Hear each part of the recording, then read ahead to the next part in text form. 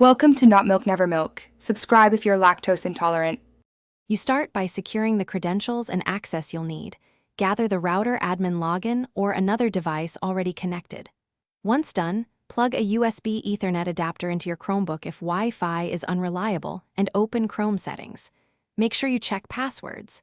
Google.com to see if the network credential was saved to your Google account. These steps let you choose the fastest retrieval method, router admin, synced password, or another device, and avoid unnecessary mode changes. Next, pick the method you can do now. If you have router admin access, open the router IP in Chrome, log in, and go to wireless settings to view the WPA/WPA2 key, copy it. If not, use another connected device.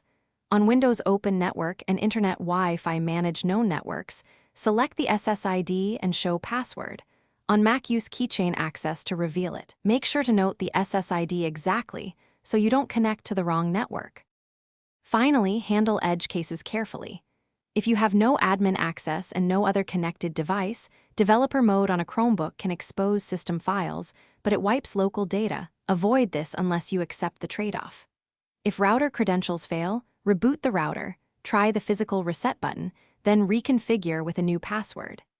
If things still go wrong, make sure you're typing the SSID exactly, check encryption type, and test with a simple temporary password to isolate input errors.